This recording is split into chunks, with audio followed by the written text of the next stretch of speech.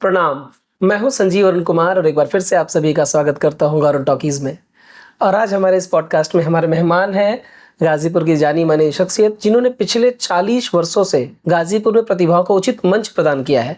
तो ढेर सारी जानकारी जानेंगे सर से। हमारे मेहमान हैं श्री अमरनाथ तिवारी। अमर जी, बहुत स्वागत सर। धन्यवाद संजीव जी। सर, जब से मैं आपके संपर्क में आया तो करीब से जाना, लेकिन हम बचपन से सुनते आ रहे थे कि गाजीपुर में एक साहित्य चेतना समाज नाम की संस्था है जो प्रतिभाओं को मौका देती है। साहित्य चेतना समाज की शुरुआत कैसे हुई, स्थापना कब हुई और विचार कब आया? कक्षा 8वीं में जब पढ़ता था जी तो विद्यार्थी जीवन से मैं बाल सभा वगैरह में भाग लेता था, और 8वीं कक्षा में अध्ययन के दौरान मैंने एक कविता लिखी जी। और उस समय एक अखबार छपता था खुल्लम खुल्ला। उसके संपादक हुआ करते थे श्रीमान राजरूप शुक्ला जी। और मेरा आवास पहले रायगंज था, लाल दरवाजा में खुल्लम खुल्ला का ऑफिस था।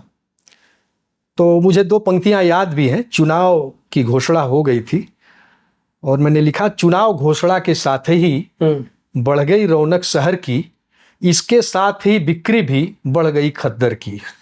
नेताओं की दिखाई दे रही अनेक वैरायटी, जैसे निकल आए हो मेढक बरसाती।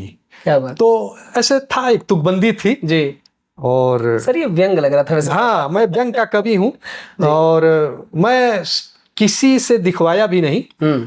और मुझे कोई बताए कि खुल्लम खुल्ला चले जाइए, शुक्ला जी से मिलिए। तो मैं गया तो बैठाया, उन्होंने नाम पूछा, फिर मेरी कविता पढ़ी। कहे कौन लिखा है? हम कहे हम लिखे हैं। कहे तुम लिखे हो? हम कहे जी। तो कहे कि इसमें कुछ संशोधन की आवश्यकता है। हम कहे कर लीजिएगा, छप जाएगा? तो कहे जरूर छपेगी जी। अगले दिन छप के आई वो, और मुझे याद है कि उसको मैं कई दिन देखा कि मैं लिख सकता हूँ। खुशी, इतना प्रसन्नता हुई। अमरनाथ तिवारी, मोहल्ला रायगंज, गाजीपुर शहर। जी। तो मुझे लगा कि मैं भी लिख सकता हूँ। उसके बाद उनको मैंने कई अपनी इसी तरह से रचनाएं देते थे। अब पिताजी भी मेरे कवि थे, तो फिर उनको भी मैं अपना दिखाने लगा, अपनी रचनाएं दिखाने लगा जी। वो भी कुछ संशोधन करते थे। तो इस तरह से खुल्लम खुल्ला में 8वीं कक्षा से वो लिखने की एक शुरुआत हुई। फिर आगे चल के कादम्बिनी धर्मयुग जैसी पत्रिकाओं में भी छपने का सौभाग्य मिला। विद्यालय की पत्रिका हमारे सिटी इंटर कॉलेज की छपती थी, प्रज्ञा, उसमें भी मेरी कविताएं, लेख छपे प्रतिवर्ष। 9 से 12 तक मैं वहीं अध्ययन किया। लेकिन इस सब के बावजूद मुझे लगा गाजीपुर में कोई ऐसा साहित्यिक सांस्कृतिक मंच नहीं है। सर, उस दौरान कोई मंच था कि नहीं जब तक आपने? नहीं, कोई ऐसा मंच नहीं था।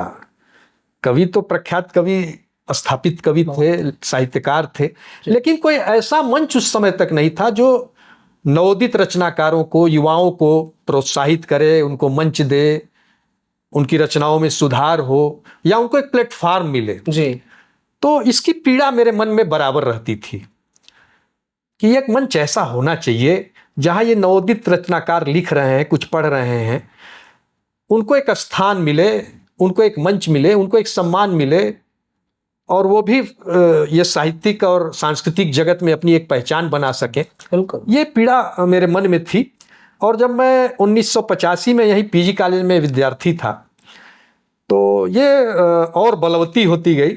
और मैं अपने जो मित्र थे उनसे मैंने अपने मन की बात साझा की जी। और अपना विचार बताया। उन्होंने भी अनमने मन से कहा, ठीक है तिवारी जी, आपका विचार है तो हम लोग आपके साथ हैं। तो अपने कुछ मित्रों को लेके, जिसमें 1-2 किशोर भी थे, मैंने साहित्य चेतना समाज का गठन 29 अक्टूबर 1985 को किया। मतलब आज 40 साल से? जी, अभी हमने 41वां वार्षिकोत्सव मनाया है अपना। जी। तो इस तरह से इसका गठन हुआ और प्रत्येक रविवार को हम लोग संकट मोचन मंदिर पर एकत्रित होते थे, और वहाँ मंदिर का ही दरी मिल जाता था, मंदिर की दरी मिल जाती थी हम लोगों की जी। और कुछ पार्ले जी बिस्कुट वगैरह या इस तरह का कुछ, हम लोग विद्यार्थी थे सभी, नाश्ता। हाँ विद्यार्थी थे, पानी वहाँ मिल ही जाता था। तो हम लोग अगले रविवार के लिए विषय तय कर देते थे जी। कि अगले रविवार को इस विषय पे हम लोग चर्चा करेंगे, या अपनी अपनी रचनाएं हम लोग लिख के ले आएंगे, आपस में ही। हाँ, आपस में हम लोग शेयर करेंगे। और पहले ऐसे मैंने किया, फिर किसी एक विद्वान वक्ता को बुलाने लगे हम पीजी कॉलेज से, या नगर के वरिष्ठ कवि को या लेखक को या साहित्यकार को या किसी भी क्षेत्र के बुद्धिजीवी को अपने बीच अतिथि के रूप में बुलाते थे और हम लोग अपनी बात करते थे, फिर वो हम लोग की समीक्षा करते थे और उनका उद्बोधन होता था। इस तरह से सिलसिला 1 साल तक चला। उसके बाद मन में विचार आया कि क्यों ना हम लोग कुछ इस तरह के कॉम्पिटिटिव एग्जाम कराएं, जी, जैसे सामान्य ज्ञान के, निबंध के, चित्रकला के, जिससे जो बच्चे लिखने पढ़ने वाले हैं वो निबंध के माध्यम से, जो कंपटीशन की तैयारी कर रहे हैं बच्चे प्रतियोगिताओं की, उनको सामान्य ज्ञान के माध्यम से, जिनकी ड्राइंग बढ़िया उनको चित्रकला के माध्यम से। इस प्रकार हम लोगों ने प्रतियोगिताएं शुरू कर दी 86 वगैरह में, अगले ही साल छोटे स्तर से। कितने बच्चे रहे होंगे पहले साल? पहले साल मुझे लगता है कि 100 की संख्या भी नहीं पहुंच पाई थी। और विद्यालयों में हम लोग सूचना लेके गए तो बहुत से विद्यालय तो प्रसन्नता व्यक्त किए। और एक संस्मरण मुझे आ रहा है याद, एक विद्यालय में हम लोग गए जी, और अपने मित्रों के साथ में गया, और उस समय इंटरवल का समय था। प्रधानाचार्य महोदय अपने अध्यापक मित्रों के साथ गपशप कर रहे थे। जी, उस विद्यालय के जो द्वार पर थे अटेंडेंट, वो मेरे परिचित थे कुछ। उन्होंने कहा कि अरे भाई कोई बात नहीं, आप जो है प्रिंसिपल साहब थोड़ा बातचीत कर रहे हैं। अच्छा ठीक है, मैं चले जाइए। हम लोग गए तो पत्रक उन्होंने देखा, एक पत्रक हम लोग छपवाए थे प्रतियोगिता संबंधित। तो क्या करते हो भाई? हम कहे सर पढ़ते हैं। किस क्लास में? कक्षा बताया। कहे अभी से चेतना जगाने चले हो। वाह, पूरा हम लोगों का उन्होंने परिहास किया। अच्छा। हम लोगों की खिल्ली उड़ाई। और उसमें 1-2 अध्यापक परिचित थे हमारे भी और हमारे साथ के लोगों के भी। और उन्होंने जो बाहर बैठे थे महोदय, उन्होंने कहा कैसे भेज देते हो अंदर? बहुत तेज उनको डांटा उन्होंने और हम लोगों को बाहर कर दिया। और कहा कि बताओ, पढ़ाई लिखाई छोड़ के चेतना जाग। हाँ, तो हमारे 1-2 मित्र थे वहीं से कहे कि तिवारी जी देखिए अब हम ये काम नहीं करेंगे, हम जा रहे हैं घर। अब इसमें भाई एक तो मेरा समय भी जा रहा है, कुछ मिलना जुलना है नहीं अर्थ के रूप में, तो मैं अपमान भी नहीं सहूंगा। अब ये मतलब उसमें 1-2 अध्यापक मेरे भी परिचित थे। अब बताइए वो क्या मेरी छवि रह जाएगी। हम इसमें सर आप 17-18 साल के ही थे? नहीं, 21 उसके रहे कॉलेज में? जी, 21-22 की अवस्था रही होगी। तो चल के फिर हम अगले विद्यालय की ओर गए। तो कहा गया है कि किसी शायर ने लिखा है कि मेरी खामोशियों में भी फसाना ढूंढ लेती है, ठीक, बड़ी शातिर है ये दुनिया, बहाना ढूंढ लेती है, उठाती है जो खतरा हर कदम पर डूब जाने का, वही कोशिश समंदर में खजाना ढूंढ लेती। बहुत सुंदर। तो वो हौसला था, ये मन में भाव था कि नहीं इस काम को करना है। तो तमाम विपरीत परिस्थितियां आई तो ये अचानक ध्यान आ गया जब आपने इसकी बात की। तो कुछ विद्यालय में हम लोग जाते थे, वहाँ बड़े सम्मान के साथ बैठाया जाता था, चाय पिलाते थे प्रधानाचार्य महोदय जी, और बहुत अप्रिशिएट करते थे, प्रशंसा करते थे। जी जी, बिल्कुल बिल्कुल। लेकिन कारवां चलता गया। पहले हम लोगों ने 2-3 प्रतियोगिताएं शुरू की और आज हम करीब 10 प्रतियोगिता करा रहे हैं। सामान्य ज्ञान, गणित, निबंध, चित्रकला, विचार व्यक्ति, हिंदी माध्यम में, अंग्रेजी माध्यम में, हिंदी सुलेख, श्रुतलेख, अंग्रेजी सुलेख, श्रुतलेख, सामान्य हिंदी ज्ञान, सामान्य अंग्रेजी ज्ञान। इस तरह से मुझे लगता है कि दर्जन भर प्रतियोगिताएं हम करा रहे हैं। और जनपद के कोने कोने से, सुदूर ग्रामीण अंचल से बच्चे भाग ले रहे हैं। और फोन शुरू हो जाता है जुलाई से ही आना, बच्चों के कब पेपर है, फार्म कब आएगा। तो बच्चे, हम लोग थोड़ा सुप्तावस्था में भी रहते हैं कि चलो अभी समय है, बच्चे जगा देते हैं कि सर फार्म कब आएगा, पिछले साल मैं चुना गया था, या मेरे विद्यालय में फार्म कब आएगा। तमाम प्रधानाचार्य भी फोन करने लगते हैं। तो उसको बड़ी गंभीरता से अब लेने लगे हैं लोग। सर ये लगातार चलने का ही परिणाम है कि अभी आप 40 वर्ष से ज्यादा समय हो गया लगातार करते हुए।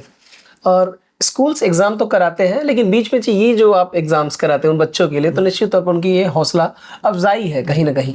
सर ये तो आपकी शुरुआत हो गई संस्था की, लेकिन प्रमुख उद्देश्य क्या रहे हैं आपकी संस्था के? जी, प्रारंभ में मैंने बताया कि संस्था विशेष रूप से विद्यार्थियों और युवाओं के लिए काम करती है। जी, विद्यार्थियों को मंच प्रदान करना, उनके भीतर जो प्रतिभा छिपी है उसको मुखरित करना, उसको उजागर करना, उनको प्रोत्साहित करना, इसी निमित्त ये प्रतियोगिताएं हम कराते हैं।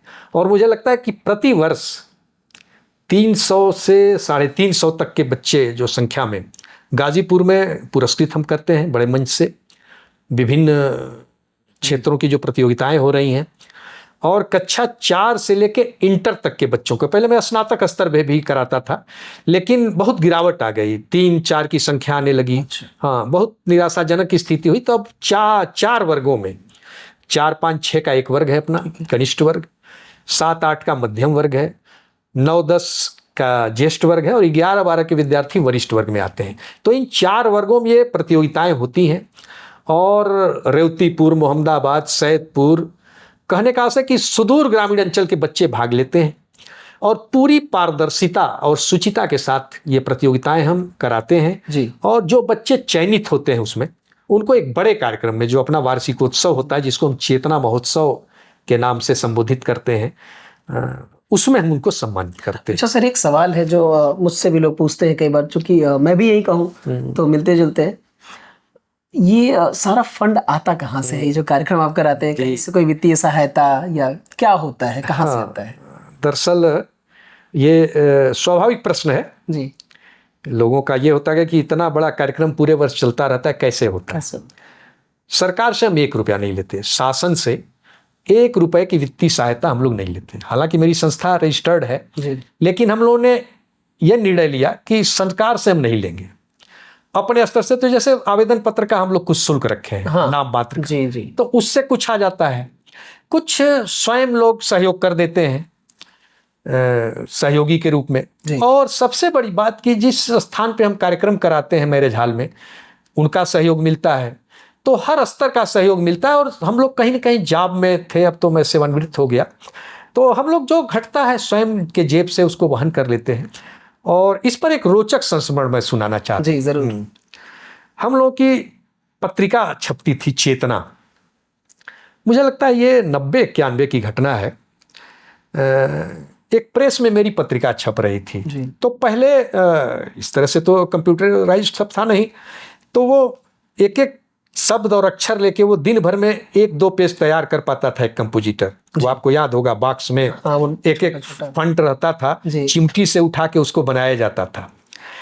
तो एक प्रेस में था, मैं शाम को जाता था प्रूफ देखने, 1-2 पेज मिल पाता था मुश्किल से। तो मेरे एक मित्र थे, उनके बड़े भाई इलेक्शन ऑफिस में थे,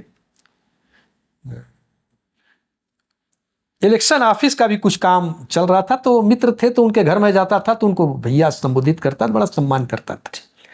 तो आते ही वो प्रेस मालिक से कहते थे कि सिगरेट मंगाओ और चाय मंगाओ। तो चाय तो मैं पीता था, हमसे कहते थे कि सिगरेट तिवारी जी हम के नहीं, कह पीते हो तो लीजिए, हम के नहीं मैं पीता नहीं, मैं कोई नशा नहीं करता। संजोग से 4-5 दिन उनसे मुलाकात हो गई लगातार जी। वो इलेक्शन ऑफिस का काम देखने जाते थे, प्रूफ मैं अपनी संस्था की पत्रिका का जी। एक दिन उनके मन में, जैसे आप अभी पूछ रहे हैं, तो उन्होंने पूछा कि तिवारी जी बहुत लगे रहते हैं ऑफिस में, 4-5 दिन भेंट हो गई, इसके अलावा भी आप देखते हैं लगे रहते हैं, कितनी आय हो जाती है इससे जी? तो मैं मुस्कुराया, क्या बताएं उनको। कहने नहीं बताइए आप भाई, काम भर हो जाता है ना जी। तो जिनका प्रेस था वो प्रेस मालिक हंसने लगे। तो उन्होंने कहा कि क्या हंस रहे हो, तिवारी जी एक संभ्रांत परिवार से हैं, पिताजी इनके वकील हैं, ये भी पढ़े लिखे हैं, कोई बेवकूफ़ है क्या जो इसे समझ देगा, हंस रहे हो। तो फिर तीसरी बार उन्होंने मुझसे पूछा कि तिवारी जी मतलब ठीक ठाक हो जाता है ना? संजोग से मेरे सामने ही दिख गया सिगरेट का पैकेट जी। तो सिगरेट का पैकेट मैंने उठाया और कहा भैया ये सिगरेट जमाल भाई जैसे ही अभी जो पिलाए हैं प्रेस मालिक, ऐसे ही ऑफिस में भी लोग पिला देते हैं क्या आपको, निःशुल्क फ्री में मिल जाता है क्या? तो उनको क्रोध आया, अरे मतलब फ्री में हम पिएंगे सबका, यहाँ तो प्रेम में मान लीजिए मंगा देते हैं, पी लेता हूँ, ऑफिस में सब लोग फ्री पिलाएंगे, अपने पैसे से मैं पीता हूँ। हम कहे देखते हैं, यहाँ भी कई पी जाते हैं, आप पैकेट पूरा देखे कई पी गए। तो आप पढ़े लिखे हैं, समझदार हैं, और इस पर जो पैकेट पे जो वैधानिक चेतावनी लिखी है, सिगरेट पीना स्वास्थ्य के लिए हानिकारक है, इस पर दृष्टि नहीं गई आपकी कभी? कह जाती है, लेकिन हम तब क्यों पीते हैं? अपना पैसा लगा के अपना स्वास्थ्य खराब कर रहे हैं, क्यों पीते हैं? क्या मेरा जुनून है, नशा है, शौक है? हमने कहा भैया बस आपके और हमारे नशे में यही अंतर है। आप सिगरेट का एक कस लेके जितना आनंदित नहीं होते होंगे जी, उससे कई गुना आनंद मुझे ये काम करके मिलता है, और मैं अपना समय और पैसा लगा के ये काम करता हूँ।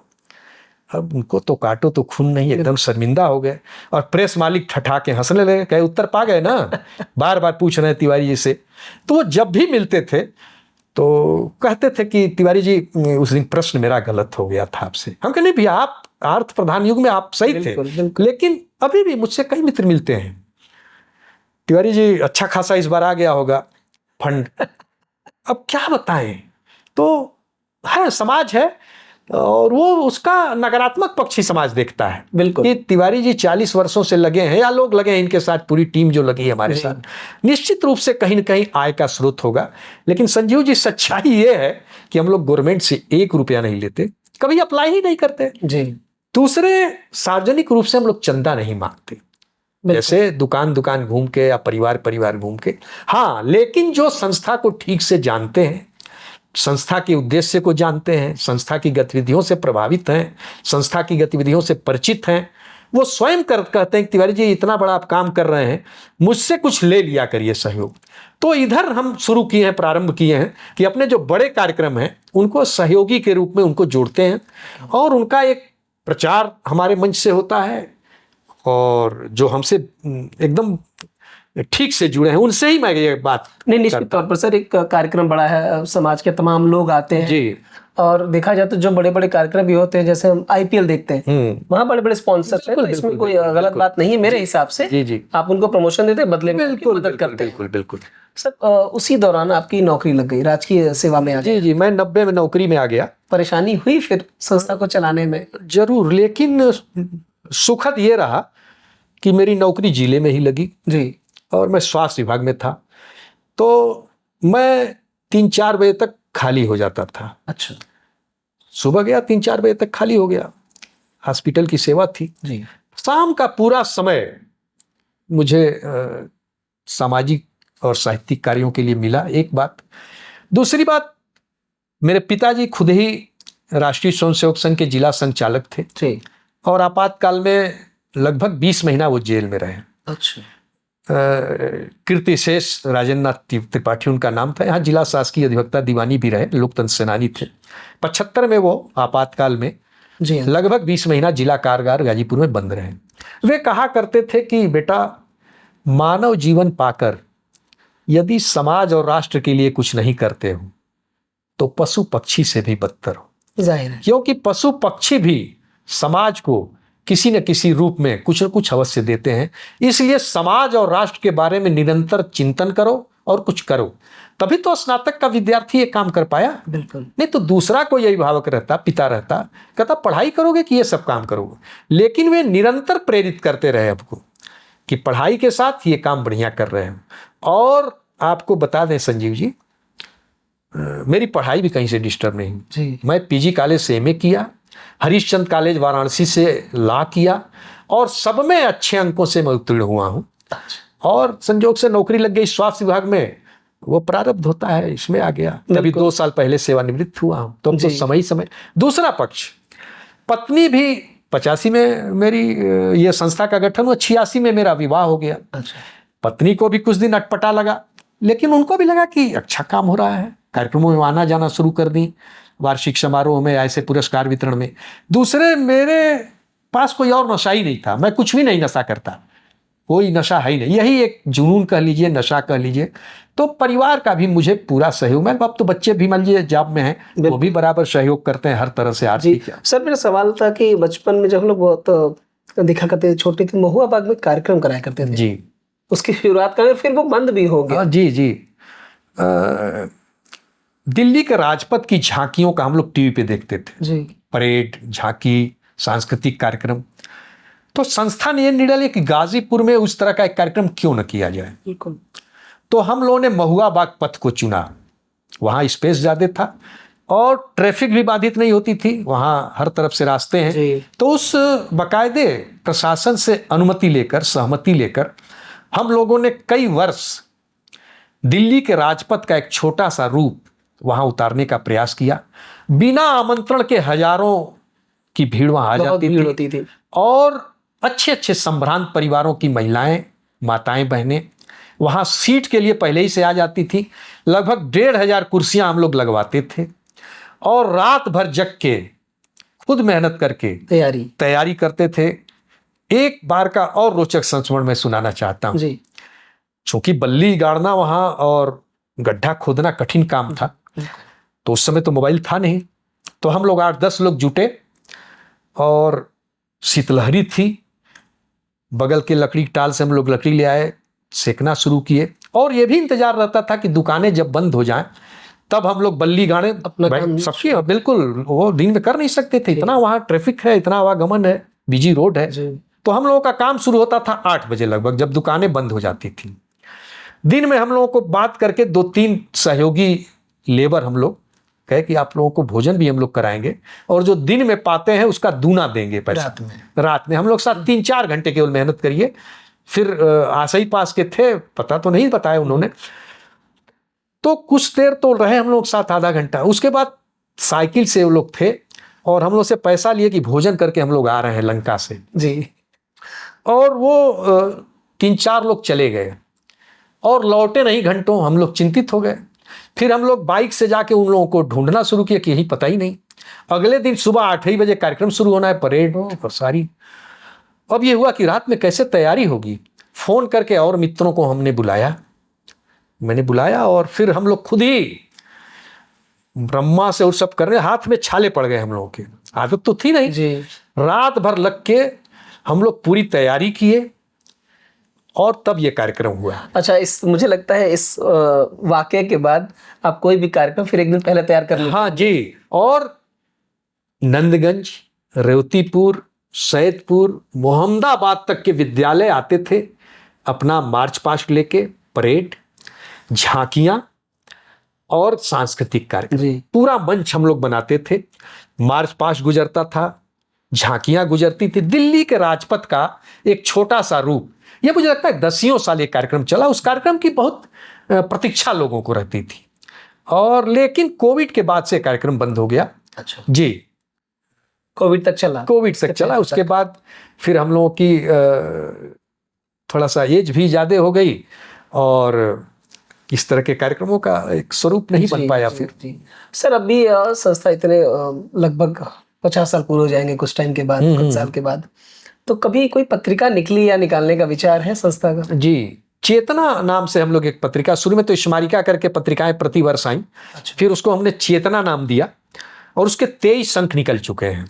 अच्छा। और वो उसकी विशेषता ये कि वो विशेष रूप से उसमें हम जो विद्यार्थी पुरस्कार के लिए चुने जाते थे उनके पुरस्कृत निबंध, जी, जो प्रथम पुरस्कृत निबंध है, उसके अलावा नवोदित जो रचनाकार हैं, नए लिखने वाले, उनको मंच देना। इसके अलावा जो हमारी विचार व्यक्ति प्रतियोगिता में पुरस्कृत विचार प्रथम आया, उसको प्रकाशित करते थे और कुछ स्थापित रचनाकारों को भी उसमें जोड़ते थे ताकि पत्रिका का एक महत्व बना रहे। तो वो विशेष रूप से हम पत्रिका नवोदित रचनाकारों के लिए और विद्यार्थियों, युवाओं के लिए प्रकाशित करते रहे, लेकिन दुर्भाग्य से कोविड के बाद से वो अभी बंद है। अच्छा जी, उसको शुरू करना है, वापस करेंगे जी बिल्कुल बिल्कुल। लेकिन अभी एक नया नई पुस्तक हम निकालने जा रहे हैं। जी, हमारी संस्था से जुड़ के बहुत से विद्यार्थी बहुत ऊंची जगहों पे हैं, जैसे IAS, IPS, यूनिवर्सिटी में प्रोफेसर्स, डॉक्टर्स, इंजीनियर्स, देश विदेश में अपनी प्रतिभा क्षमता का वो डंका बजा रहे हैं और परचम लहरा रहे हैं। उनके विचारों का एक संकलन कि वो संस्था की प्रतियोगिताओं में जुड़े, कैसा लगा, संस्था ने उनको प्लेटफॉर्म दिया, उनके व्यक्तित्व निर्माण में संस्था की क्या भूमिका रही और संस्था को और क्या करना चाहिए। तो मुझे लगता है कि 30 प्रतिभागियों के विचार आ चुके हैं और के आने हैं। तो उस पुस्तक को प्रकाशित करने का 2 उद्देश्य है। अभी भी हम लोग विभिन्न विद्यालयों में जाते हैं जी। अब तो जैसे ग्रामीण अंचल में भी हम जा रहे हैं, तो विद्यालय के प्रबंधक, प्रधानाचार्य कई ऐसे मिलते हैं जो कहते हैं, तिवारी जी, इन प्रतियोगिताओं का क्या महत्व है? पाठ्यक्रम ही पर्याप्त है, बच्चा पाठ्यक्रम पूरा कर लिया, पढ़ लिया तो पर्याप्त है, इसमें समय जाया करने की मुझे लगता है कोई आवश्यकता नहीं है, ये बेकार है या पानी में लाठी पीटने जैसा है। जी। तो इस तरह के प्रश्न आते हैं हम लोग के सामने। तो एक तो उनको ये प्रतिभागी ही बताएंगे कि इन प्रतियोगिताओं का क्या महत्व है, क्योंकि उनसे मेरी जब बात होती है तो बताते हैं कि सर गाजीपुर में जब हम लोग पढ़ते थे इस तरह का कोई मंच नहीं था, और साहित्य चेतना समाज की प्रतियोगिताओं में हम सीखे कि मंच पर कैसे बोलना है, OMR सीट पे कैसे उत्तर दर्शाना है, माइनस मार्किंग क्या होती है। तो आपने एक जो प्लेटफॉर्म दिया है, ये बड़ा काम कर रहे हैं आप। तो बिल्कुल, तो तमाम अच्छे पदों पे हैं, उनसे मेरा संवाद बराबर होता है। कई हैं, नाम सबका लेना संभव नहीं है। मुझे लगता है कि ये जो एग्जाम्स कराते हैं, प्रतियोगिताएं कराते हैं, वो कहीं ना कहीं उनके आने वाले भविष्य के लिए बहुत कारगर होता है, क्योंकि तैयारी उनकी होती है। देखिए संजीव जी, 4 का बच्चा अगर OMR सीट भरना जान गया, मैं नौकरी तो दे नहीं रहा हूं जी, 4 का बच्चा यदि माइनस मार्किंग समझ गया क्या होता है, 4 का विद्यार्थी अगर माइक पकड़ के दिए गए विषय पे पूरी स्पष्टता और दृढ़ता से अपनी बात कह लेता है, बिल्कुल, तो मेरा काम हो गया।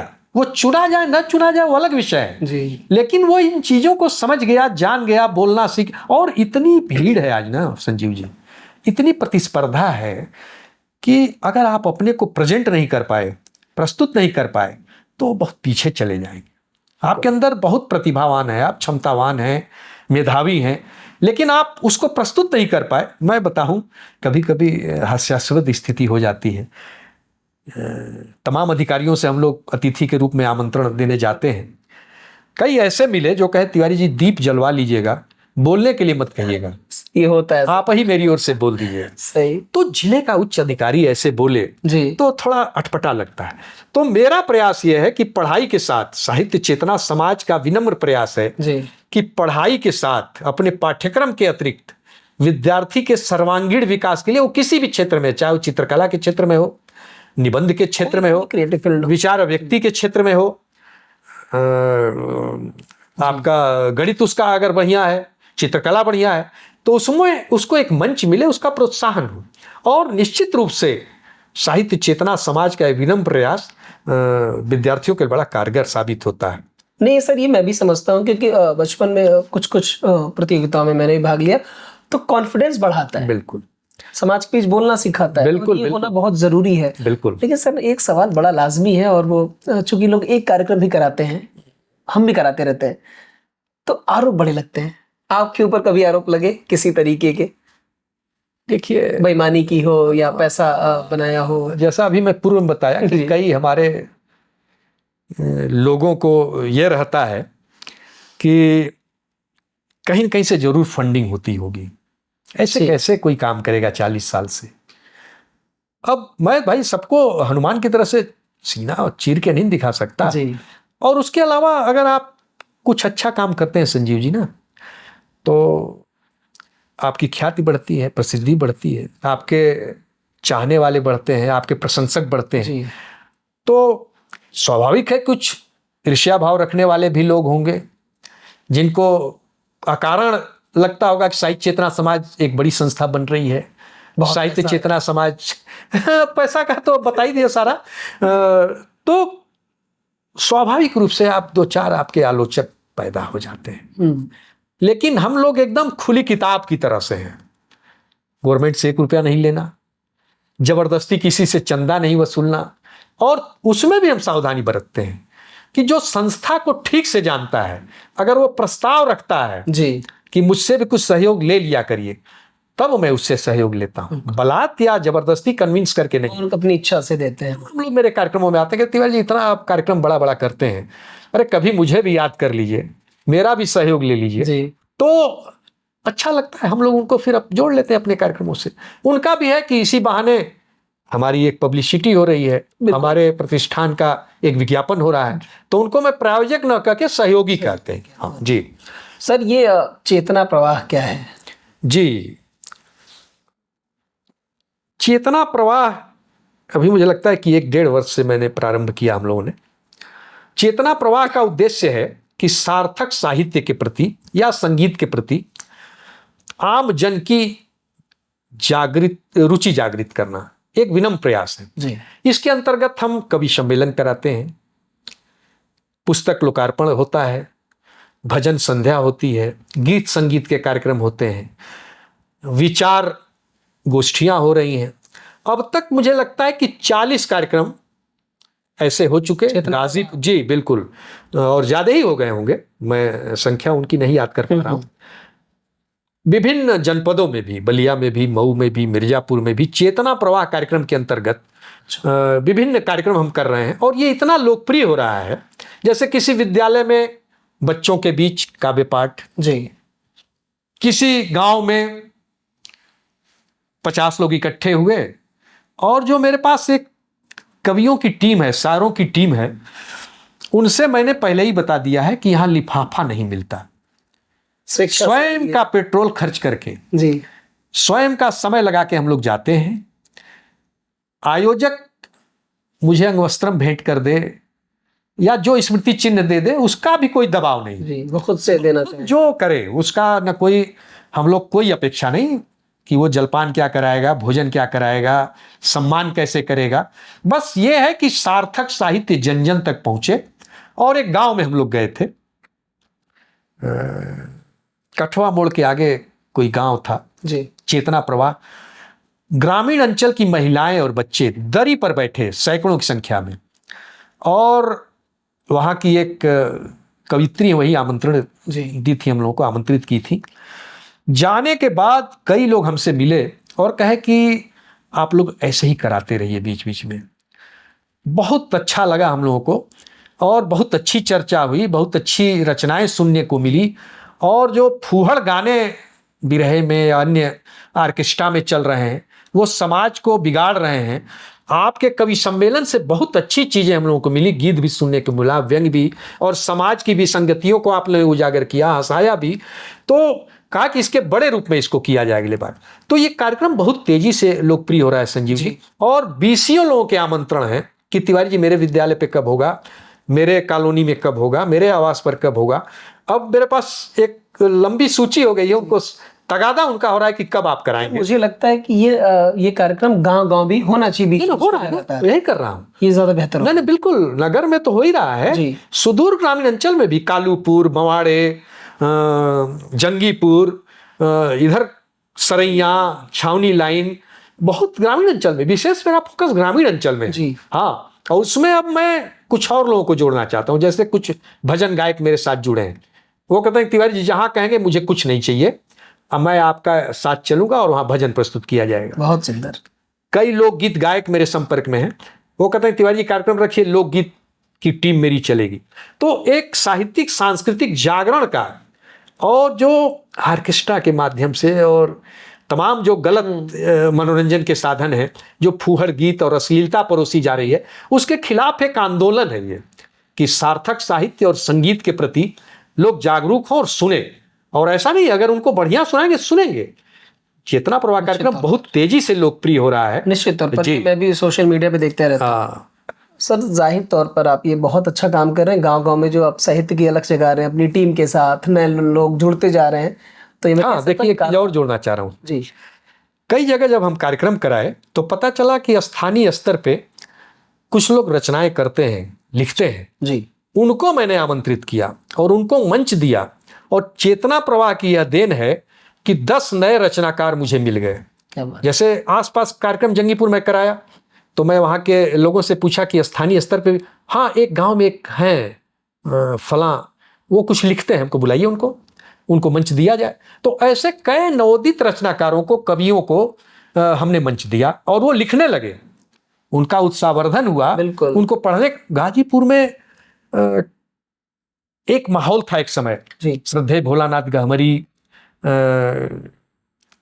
डॉक्टर उमाशंकर तिवारी जी, श्री प्रेम शंकर चौबे जी, तमाम लोग थे जो, आदरणीय हरीश जी, ये लोग गोष्ठियां कराया करते थे। हम लोग भी युवा थे और हम भी पढ़ने जाया करते थे और बहुत कुछ सीखा उन गोष्ठियों से हमने। और इन अपने वरिष्ठ रचनाकारों से। लेकिन इधर एकदम सन्नाटा जैसा, गाजीपुर में साहित्यिक सन्नाटा जिसको कह लीजिए, इस तरह कोई वातावरण नहीं था। तो चेतना प्रवाह का यह भी उद्देश्य है कि उस सन्नाटे को तोड़ा जाए, उस गैप को भरा जाए, गोष्ठियों का आयोजन किया जाए। और ये मैं पूर्णतया सफल हूँ इस आयोजन में, पूर्णतया। और अब तो इंटरकनेक्टिविटी होने जा रही है। जैसे हम लोग अब मिर्जापुर जाके काव्य पाठ करते हैं, मिर्जापुर के लोग यहाँ आ रहे हैं।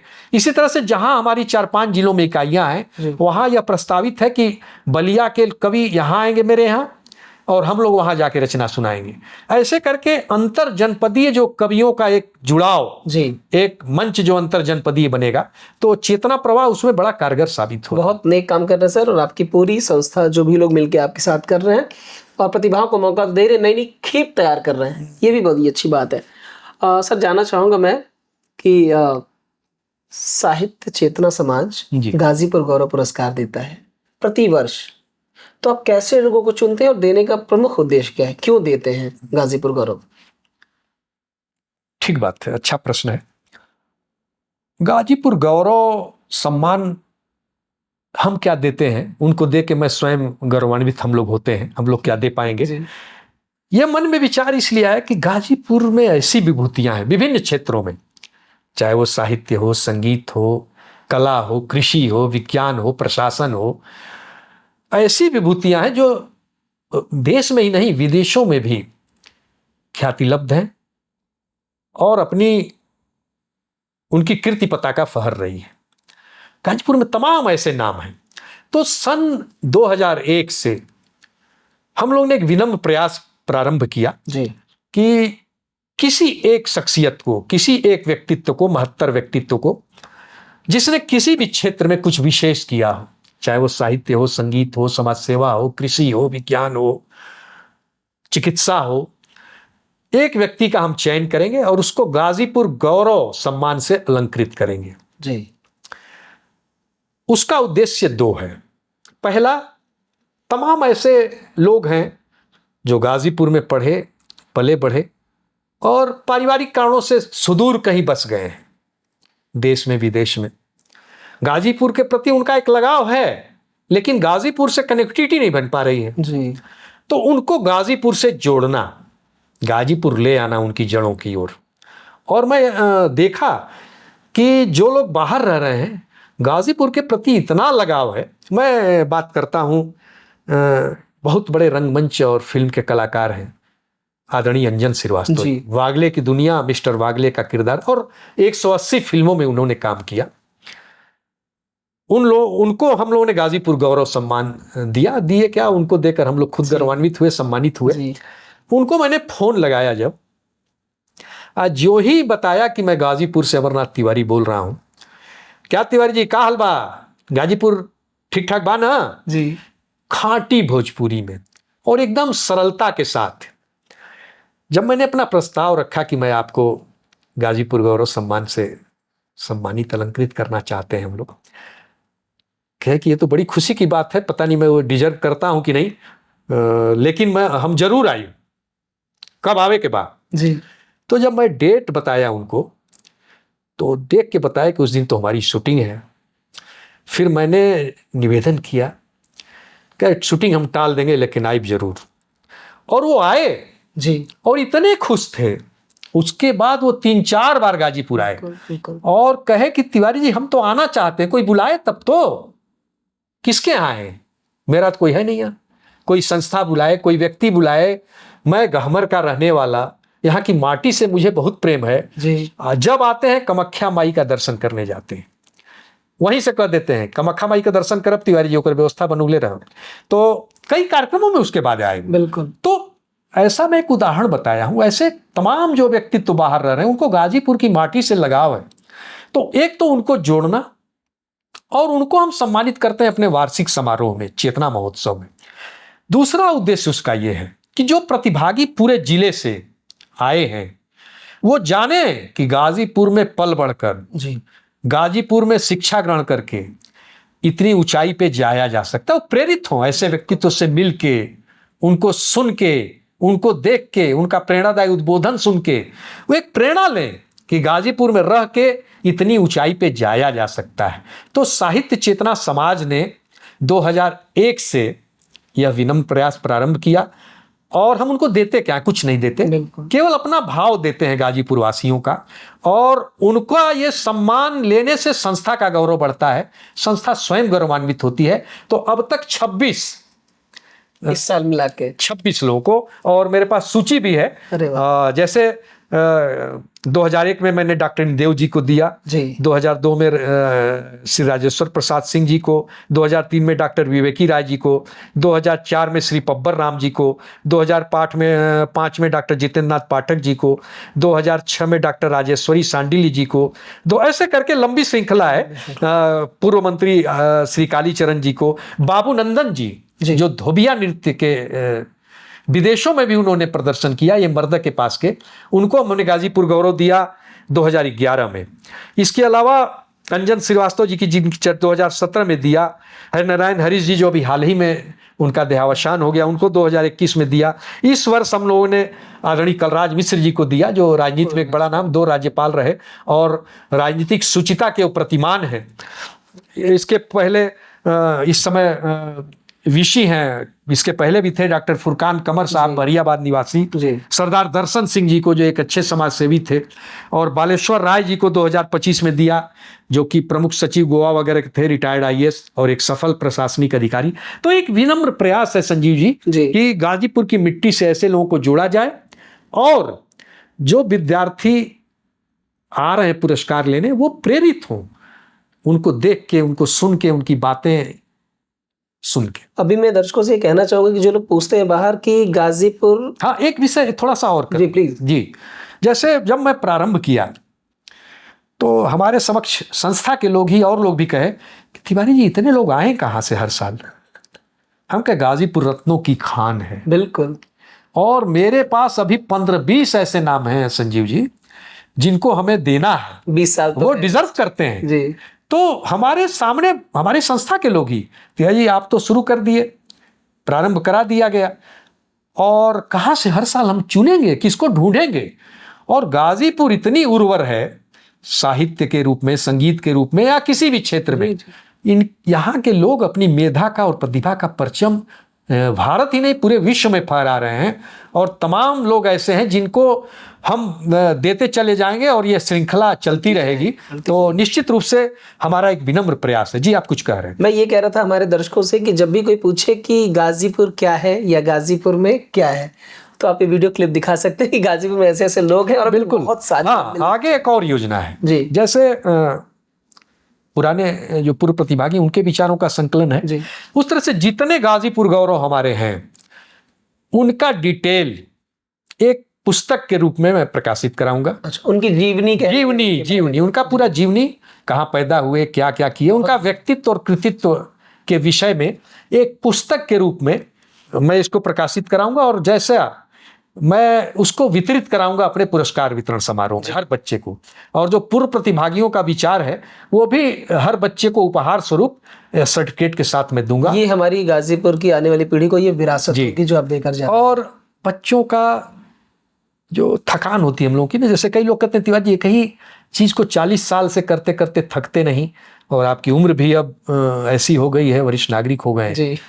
तो नीदा फाजली का एक बहुत प्यारा शेर है, अपना गम लेके कहीं और न जाया जाए, घर में बिखरी हुई चीजों को सजाया जाए, घर से मस्जिद है बहुत दूर चलो यूं कर ले, किसी रोते हुए बच्चे को हंसाया जाए। तो हम लोग बच्चों को हंसा रहे हैं प्रतिवर्ष। हमारी थकान पूरी मिट जाती है जब बच्चा मंच से पुरस्कार लेते समय उसके चेहरे पर जो प्रसन्नता का भाव आता है और मंच से जब वो मुस्कुराते हुए उतरता है, तो मेरे पूरे वर्ष की हम लोगों की थकान मिट जाती है।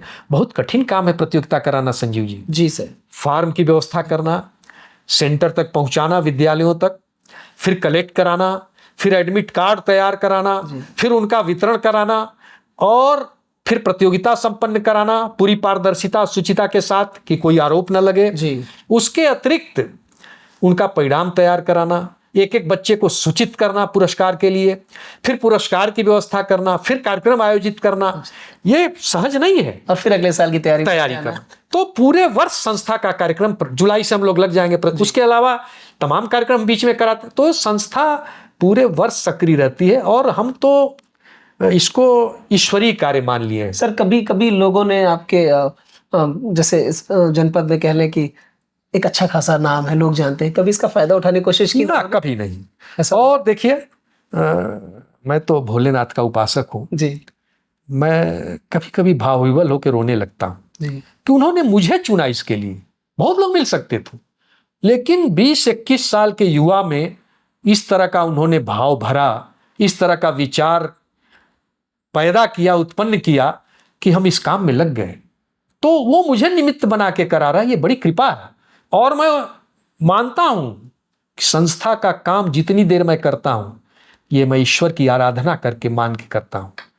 और न मुझे संस्था से यश की कामना है, न किसी पुरस्कार की कामना है, न धन की कामना है, लेकिन न कोई प्रतिष्ठा की कामना है, न सम्मान की कामना। सर आप अपना काम मेरे आत्मिक आनंद का विषय जी, आप ये अपना मेरे काम कर इनर हैप्पीनेस का। मैं नहीं करूंगा तो बीमार हो जाऊंगा। जी मुझे आनंद आता है। सर मेरा सवाल ये था कि क्या आपके नाम का फायदा उठाने की कोशिश किसी और ने की? करते हैं, ऐसा लगा आपको? हाँ करते हैं लोग, लाभ लेते हैं। और हम थोड़ा भावुक हैं, कभी वैसे ही भावुक होता है तो हम लोग सहजता से तैयार भी हो जाते हैं कहीं भी सहयोग के लिए। जी कोई आ गया, सहयोग कर दिए, तो हम लोग समझ नहीं पाते लोगों को, जी और तमाम लोग लाभ लेते हैं। लेकिन कहा गया है ना कि अच्छा काम करते रहना चाहिए, और समाज है, तमाम तरह के लोग हैं, इन्हीं विसंगतियों में रहना है, तमाम आरोप प्रत्यारोप लगते रहते हैं। जी और वो आपके जब बताए ना कि आपके जब चाहने वालों की संख्या बढ़ती है, जब आपके प्रशंसक बढ़ते हैं, जब आपको समाज में एक पहचान मिलने लगती है, तो अकारण आपके कुछ लोग विरोधी पैदा हो जाते हैं, अकारण ईर्ष्यावश का कारण। तो उनका क्या इलाज है? भाई काम करना तो कोई छोड़ेगा नहीं। और साहित्य चेतना समाज का काम मेरे जीवन से जुड़ गया है। जी हाँ, मैं एक कार्यक्रम करके लोग थकते होंगे, मैं नई ऊर्जा पाता हूं। कार्यक्रम कराता हूं तो और ऊर्जावान हो जाता हूं। जी और इस कार्य को मैं एकदम ईश्वरीय कार्य मान लिया हूं, और मैं अपने को बहुत सौभाग्यशाली मानता हूं कि भोलेनाथ ने मुझे निमित्त बनाया इस काम के लिए। और आप जैसे तमाम सहयोगी हमारे साथ जुड़े हैं। अकेला चना क्या भार फोड़ता, लेकिन मेरे साथ एक पूरी टीम है। जी मेरे एक टेलीफोनिक आमंत्रण पे, व्हाट्सएप से इतने लोग हमारे कार्यक्रमों में आ जाते हैं।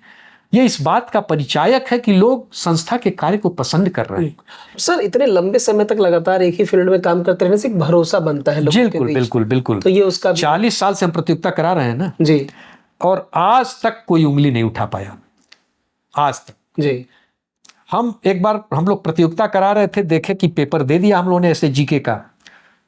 अभी कहा गया कि भी शुरू नहीं करना। एक बालक पेपर पे अपना कुछ लिख रहा था।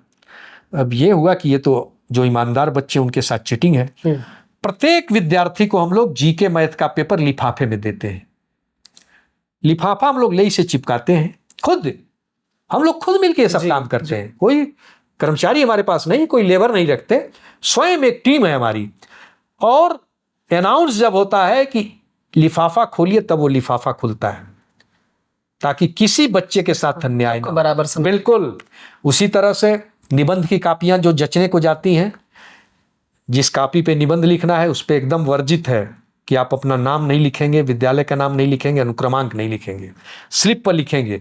स्लिप पे कोडिंग होती है, कॉपी पे कोडिंग होती है। कॉपी कभी मऊ चली जाती है, मिर्जापुर। जांचने वाले को, निरीक्षक को पता ही नहीं कि किसका है, किस जाति का है। उसी तरह से विचार व्यक्ति में। एक विद्यालय में हम लोग गए जी, और वहां की प्रिंसिपल, एक प्रतिष्ठित विद्यालय का नाम नहीं लेंगे जी, उन्होंने आरोप लगाया कि आपके यहाँ पार्शियलिटी होती है। अब क्या, किसने कहा? मैम कहने यहाँ टीचर्स बता रही थी। अब क्या, ऐसा होता नहीं है, लेकिन अगले वर्ष मैं आपको निर्णायक के रूप में अपने यहाँ बुलाऊंगा। विचार व्यक्ति प्रतियोगिता में उनको निर्णायक के रूप में रखा पैनल में। मेरे यहाँ डिबेट जो होता है, डिबेट नहीं कहेंगे उसको, थॉट एक्सप्रेशन, विचार व्यक्ति, वाद विवाद नहीं है, वो विचार व्यक्ति है। उनको मैं बैठाया। प्रत्येक बालक को केवल बुलाया जाता था D101, D102, न विद्यालय का नाम न नाम उसका। और यहां तक मनाही है कि आप विद्यालय का ड्रेस पहन के नहीं आएंगे। हम लोग दूसरी साइड बैठते हैं, पैनल दूसरी साइड बैठता है, स्वतंत्र रूप से। वो उसके बाद वो प्रधानाचार्य महोदय हमसे माफी मांगी और कहीं की तिवारी जी मुझको मिसगाइड किया गया था जी। मेरे मन में गलत बात बैठ गई थी आप लोगों के प्रति। इतनी पारदर्शिता तो मैं कहीं देखी ही नहीं। आप लोग तो एक तरफ बैठे, कोई हम लोगों से संबंध नहीं है, और विद्यार्थी भी आ रहा है तो हम लोग जान ही नहीं किस विद्यालय का, क्या नाम है इसका, किस जाति का है। तो हम लोग पूरा प्रयास करते हैं संजीव जी कि कहीं से कोई उंगली न उठे। और दूसरी बात, हम नौकरी नहीं दे रहे हैं जी, और उनको एक ट्रेनिंग दे रहे हैं। एक तरह से वो एमआर सीट भरना जान जाए, वो माइनस मार्किंग समझ लें, विषय पर पूरी दृढ़ता स्पष्टता से अपनी बात रख लें।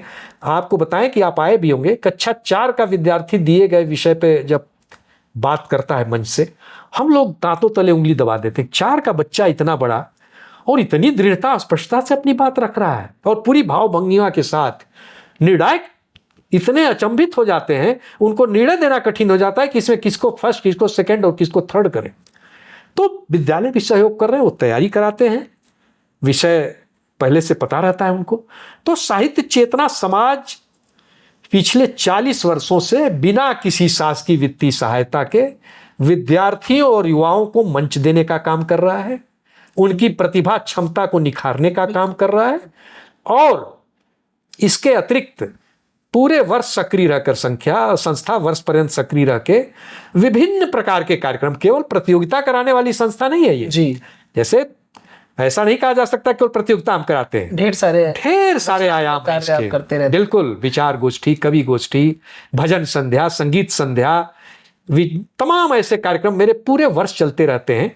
और अभी मैं बताया कि एक कार्यक्रम में लगे हम लोग, एक पुस्तकालय पूर्व प्रतिभागियों की, और चेतना पत्रिका को भी पुनर्प्रकाशित करने का जो गैप हुआ है कोविड के बाद से, उस पर विचार हम लोग कर रहे हैं। बहुत सुंदर। क्योंकि भाई काम लंबा है, गवर्नमेंट से हम लोग 1 रुपया लेते नहीं जी। संसाधन नहीं हमारे पास, आर्थिक उतने संसाधन नहीं। योजनाएं तो बहुत हैं, काम करने की इच्छा भी है जी। लेकिन अब हम लोग का स्वभाव नहीं है कि घूम के हम लोग कहीं चंदा एकत्रित करें या सरकार से कुछ लें, लेकिन अपने सीमित संसाधनों में वो ईश्वरीय कृपा, बिल्कुल जितना चल जा रहा है। और सबसे बड़ी बात है कि पिताजी का वो कथन जी, कि मानव जीवन पाकर यदि राष्ट्र और समाज के लिए कुछ नहीं करते हो तो पशु पक्षी से भी बदतर हो। कारण कि पशु पक्षी भी किसी न किसी रूप में समाज को देते हैं। तो मैं अपने को सौभाग्यशाली समझता हूँ कि ईश्वर की कृपा से मैं पिछले 40 वर्षों से एक पवित्र और पुनीत कार्य में एक पावन उद्देश्य लेकर चल रहा हूँ, और पूरे समाज का सहयोग मुझे मिल रहा है। कुछ है। और वही काम आप करेंगे तो वो तो कुछ लोग विरोध करेंगे ही। और मेरी पंक्तियां हैं, आगे बढ़ते उत्साही को कब रोक सकी दुर्गम राहें, मंजिल खुद उसे बुलाती है फैला करके दोनों बाहें। क्या बात, बहुत कुछ ठान लिया मन में जिसने, निज लक्ष्य स्वयं पहचान लिया, वह किया असंभव को संभव, जग उसका लोहा मान लिया। तो जुनून अगर है आपके अंदर, हौसला है और उद्देश्य आपका पावन है, मन निर्मल है, तो समाज तो साथ देता ही देता है, ईश्वरीय शक्ति भी आपके साथ लग जाती है। मेरा अपना ये मानना है, उद्देश्य पवित्र होना चाहिए, पावन होना चाहिए, और निष्ठापूर्वक ईमानदारी से और एक जुनून के साथ अगर आप एक पवित्र काम में पावन उद्देश्य को लेकर लगते हैं तो सारी दैवी शक्तियां आपके साथ जुड़ जाती हैं और समाज भी आपका सहयोगी बन जाता है। तो साहित्य चेतना समाज के साथ यही हो रहा है। आज गाजीपुर के अतिरिक्त बलिया, मऊ, मिर्जापुर, आजमगढ़, कई जनपदों में साहित्य चेतना समाज एक काम कर रही है, और तमाम लोग एनजीओ के नाम पे करोड़ों का फंड ले रहे हैं, आप जानते भी होंगे। लेकिन साहित्य चेतना समाज बिना 1 रुपया लिए सरकार से, शासन से सहयोग लिए, जन सहयोग से ये काम कर रही है लगातार। बिल्कुल। और आप लोगों की शुभकामनाएं रही तो निश्चित रूप से चलती रहेगी। कि दिनों दिन साहित्य चेतना समाज प्रगति करेगा। बहुत मजा आया सर बात करके, और मैं बहुत क्या बोलते हैं उसको, बहुत खुश हूं कि आपने अपना वक्त दिया हमें, और बिल्कुल बिल्कुल और हम जनता को कुछ अरे भाई, मैंने वक्त दिया तो आपने भी तो दिया। आपका भी इतना व्यस्ततम कार्यक्रम रहता है, कभी मुंबई है, कभी किसी कहाँ है, संस्थान भी आपका चल रहा है, अभिनय एकेडमी जी। तो आपका भी मैं आभारी हूँ कि आपने भी समय दिया, और कम से कम अपनी बात कहने का मुझे एक अवसर भी मिला आपके इस प्लेटफॉर्म के माध्यम से, गरुड़ टॉकीज के माध्यम से। तो बहुत धन्यवाद सर, और ऐसे ही नित्य नए नए कार्यक्रम बिल्कुल चलता रहेगा। और आप जैसे तमाम सहयोगी मेरे साथ जुड़े हैं, तो निश्चित रूप से मेरा आप लोग मेरी ताकत हैं, संबल हैं आप लोग। तो ये कारवां चलता रहेगा और ईश्वर की कृपा बनी रहे और ये कारवां चलता रहे, बच्चों को मंच मिलता रहे, विद्यार्थियों को जी। और ये पॉडकास्ट आप लोगों ने अगर पूरा देखा तो प्लीज शेयर करिएगा। ये गाजीपुर की शिक्षा के क्षेत्र में कह लें या रचना के क्षेत्र में ये एक अलग जगह रहे हैं। प्लीज मना तिवारी सर हैं। बहुत धन्यवाद सर, फिर से मिलेंगे बहुत जल्द। बहुत धन्यवाद संजीव जी, आपका भी।